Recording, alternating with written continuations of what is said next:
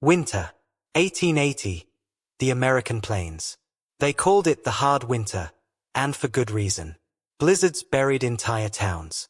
Trains couldn't run. Cattle froze standing up. Thousands died. But in a remote corner of the Dakota Territory, one family experienced something far worse than freezing to death. Because sometimes, the cold doesn't kill you. Sometimes, it invites you. The Hargrove family, Thomas, his wife Martha, and their 3 children, lived in a small sod house 30 miles from the nearest town. When the first blizzard hit in October 1880, they thought they were prepared. They had provisions. Firewood. Enough to last until spring. But the blizzards didn't stop. October became November. November became December. The snow piled so high that their windows disappeared beneath it. Their food ran out. Then the livestock died. Then the firewood began to dwindle. By January, they were burning furniture to stay alive. That's when Martha first saw it. A figure, standing in the snow, just beyond their property, perfectly still, even as the wind howled and the snow fell sideways.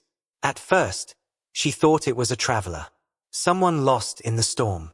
She told Thomas, and he went outside to help. But when he got close, there was nothing there, just empty white. He came back inside, convinced Martha was seeing things. Hunger and cold can play tricks on the mind, he said. But Martha knew what she saw. And the next night, it was closer. Thomas started seeing it too. Always in the same spot. Always facing their house. Never moving. Just watching. Their eldest son, Daniel, 12 years old, became obsessed with it. He'd press his face against the frosted window for hours, staring out into the white. "What's it waiting for?" he'd whisper. Thomas tried to keep the family's spirits up. He rationed the last of their food, told stories by the dying fire, promised them that help would come when the storms cleared. But the storms never cleared. And then one morning, they woke up to find Daniel's bed empty. The door was open. Snow had drifted inside, covering the floor in white powder. And there, leading away from the house, were small footprints. Barefoot. Thomas didn't even grab his coat. He ran outside, screaming his son's name into the wind. He found Daniel 20 yards from the house, standing in the snow. No shoes, no coat, arms hanging at his sides, staring directly at the figure. "Daniel." Thomas grabbed his son, shook him. "What are you doing? You'll freeze." But Daniel didn't seem to hear him. His skin was ice cold. His lips were blue. Frost had formed in his eyebrows. And he was smiling. "I'm not cold anymore, Pa," Daniel whispered. "It showed me. The cold isn't the enemy." Thomas carried his son back inside. They wrapped him in every blanket they had, rubbed his hands and feet. Martha held him close, crying. But Daniel's eyes remained distant, calm, like he'd seen something out there, something they couldn't understand. That night, the last log burned out. The temperature inside the house dropped instantly. Their breath became thick clouds. Ice formed on the inside of the walls. Thomas tried to break apart a chair to burn, but his hands were too numb, too weak. That's when their daughter, Sarah, only 8 years old, stood up from her pile of blankets. "Sarah, stay by your mother," Thomas said through chattering teeth. But Sarah walked to the window, pressed her small hand against the frost. "It's closer now," she said quietly. And she was right. The figure stood just outside their door now. They could see its silhouette through the gaps in the wood. Tall, impossibly still. "Don't look at it," Martha begged. "Please, sweetheart, don't look at it." But Sarah was already opening the door. "Sarah, no." The little girl stepped out into the blizzard. The wind should have knocked her over. The cold should have made her scream. But she just stood there, in her thin nightgown, barefoot in the snow. And slowly, she began to walk toward the figure. Thomas tried to go after her, but Martha grabbed his arm. "Let her go," Martha whispered. "Have you lost your mind? That's our daughter. Look at her, Thomas." And he did. Sarah wasn't shivering. wasn't crying. She looked peaceful. More peaceful than she'd been in months. She reached the figure, and they watched as she simply stood beside it, waiting. Then Daniel got up. "No," Thomas said. "No, no, no, Daniel, sit down." But Daniel was already at the door. He looked back at his parents one last time. "You're still fighting it," he said softly.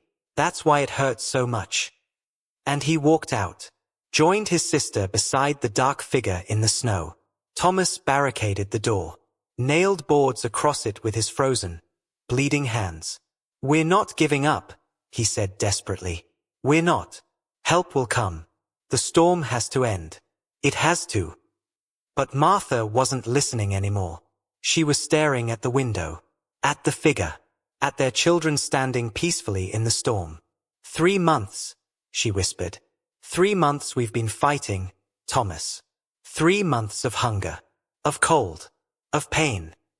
Martha, I'm so tired." She stood up, let the blankets fall from her shoulders. "Martha, please, don't do this. Stay with me, please." She touched his face with her frozen hand, smiled sadly. "I love you, but I can't fight anymore." She walked to the door, pulled away the boards he'd just nailed up, and stepped outside. Thomas watched through the window as his wife joined their children.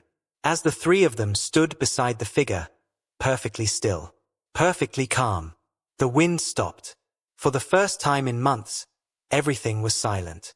And in that silence, Thomas heard it. A whisper, not from outside, from inside his own head. "Stop fighting." He looked at his frost-bitten hands, at the empty house, at his family waiting in the snow.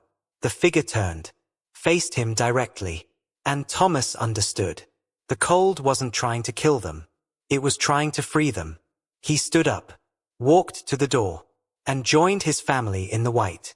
They found the Hargrove house that April, when the snow finally melted. The door was wide open. The inside was frozen solid. Ice crystals covered every surface like the house itself had been held in suspended animation. But there were no bodies, just footprints in the mud outside. 5 sets, leading away from the house. The tracks went for about 50 yards, and then they just stopped, like the family had vanished into thin air. Over 100 settlers disappeared during the hard winter of 1880 to 81. Most were found when spring came, frozen, starved, dead in their homes. But some, like the Hargroves, were never found at all. The locals had a theory, though they'd never say it out loud. They said that winter didn't just kill people. It claimed them. And on the coldest nights, when the wind howls across the Dakota plains, people still report seeing something.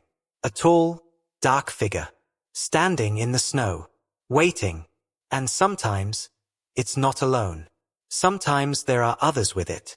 A family, still walking, still following, still trying to escape the cold. The question isn't whether the figure was real. The question is, what happens when you stop fighting? What's waiting for you in the white?